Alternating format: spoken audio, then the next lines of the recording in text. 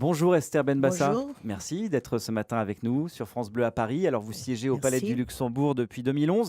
Vous êtes notamment très impliqué dans la lutte contre les discriminations. Il y a un festival afroféministe qui fait polémique depuis ce week-end, un événement qui prône la non-mixité. On va rappeler ce que c'est. En gros, certains espaces seraient réservés par exemple à des femmes noires. Que pensez-vous de cette initiative controversée ? Écoutez, pendant tout le mandat de Monsieur Hollande, nous avons fait la politique en regardant Madame Le Pen et maintenant on continue de regarder le FN. Excusez-moi, si la partie de ce festival qui est ouvert à tout le monde se déroule dans un lieu public, donc c'est une obligation d'ouvrir à tout le monde, mais il y a des réunions privées qui se dérouleront dans des endroits, dans des espaces privés. On peut concevoir cela. Vous savez, dans les années 70, peut-être vous n'étiez pas né encore, dans les années 70, le mouvement féministe revendiquait ces réunions sans hommes parce que les opprimés devaient se réunir pour combattre l'oppression ensemble. Bon, ça a été fait aussi aux États-Unis lors de les revendications de droits civiques. Les associations faisaient des réunions privées. Moi, pour le public, je suis pour qu'on ouvre à tout le monde, mais dans le privé, on fait ce qu'on Ouais. veut. Anne Hidalgo voulait interdire la Elle est manifestation. Elle a revenue là-dessus. rétropédalé hier. Est-ce qu'elle est allée un peu vite en besogne, selon vous ? Écoutez, là, elle a pris conscience. Moi, je suis pour les gens qui prennent conscience quand même parfois qu'ils sont allés un peu au-delà de, disons, pour une idée aussi, disons, aussi basique. Oui, elle a été influencée peut-être par la LICRA et, bon, et d'autres organismes qui l'ont fait. Mais enfin, elle a pris conscience. Mais je vous dirais aussi que moi, pour la LICRA, moi, j'ai assisté dans le passé à une grande réunion sur le conflit israélo-palestinien. Il n'y avait pas un seul Palestinien.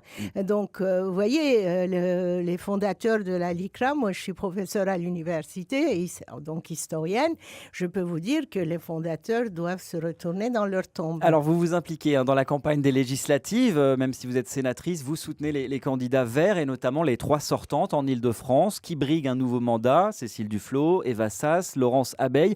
Vous êtes consciente que ça va être compliqué de sauver la dizaine d'élus estampillés EELV ? Cela va être difficile, oui. Le contexte actuel est complexe et inhabituel, il faut le dire. Nous n'avions pas l'habitude d'un tel chamboulement. Moi, je ne suis pas vieille en politique. Je suis rentrée qu'en 2011 en politique. Bon, je trouve qu'aujourd'hui, il y a une certaine violence quand même. Je fais les marchés avec mes collègues. Il y a quand même... Les gens aussi sont violents et les candidats aussi. La campagne est dure ? Très dur. Ouais. Alors le PS, votre allié historique, est dans un sale état aussi. Ça complique la donne pour vous. Où est-ce que vous vous situez sur ce nouvel échiquier politique ? Est-ce que vous partagez toujours la ligne défendue par Benoît Hamon à la présidentielle ?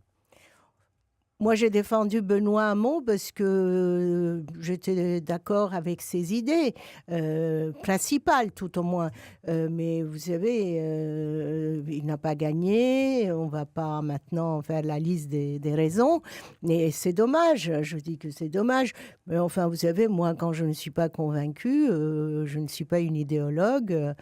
Voilà, mais il avait quelques très très bonnes idées. Esther Benbassa, votre avis sur Nicolas Hulot, ministre d'État à la tête d'un grand portefeuille de la transition écologique et solidaire, ça c'est plutôt une bonne chose pour vous, j'imagine. Oui, c'est une très bonne chose, mais il lui faut des écologistes pour le porter. Vous savez, il ne pourra pas faire tout ce qu'il veut. Il faut des écologistes pour le porter. Donc, il faudrait qu'il y ait plus d'élus pour défendre ses idées au sein du public. Et ce serait pour lui aussi un atout. Espérons qu'on aura des députés, des sénateurs, sénatrices,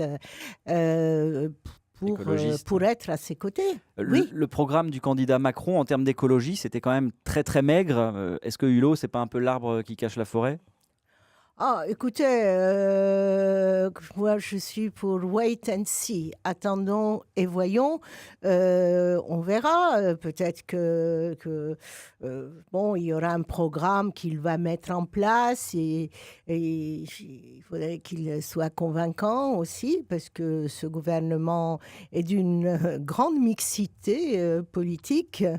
Et ce ne sera pas pour lui facile, mais nous continuerons à défendre nos idées avec lui. Une dernière question sur les premiers pas de Macron comme président. Hier, on l'a vu aux côtés de Vladimir Poutine. Pour l'instant, vous le trouvez comment dans le costume du président? Oh, écoutez, C'est moi, le je n'ai début. pas à le trouver, hein. Moi, je veux des preuves politiques de changement. Maintenant, on est dans l'euphorie. C'est bien, l'euphorie. Les Français avaient besoin d'un peu d'espoir, un peu enfin, un peu, disons, la possibilité de regarder l'avenir. On est sorti des extrêmes, c'est déjà beaucoup, mais moi, je n'ai pas à juger l'homme, moi, je juge ses actes. Et puis, comme il n'avait pas de programme, je ne saurais pas vous dire s'il va le réaliser ou Vous pas. n'avez pas d'illusion. Écoutez, je n'ai pas d'illusion, mais je suis calme, je regarde, et puis voilà. Merci. Merci beaucoup, Esther Benbassa, d'avoir été en direct sur France Bleu à Paris. Bonne journée à vous. Bonne journée à Je vous. rappelle que vous êtes sénatrice écologiste du Val-de-Marne.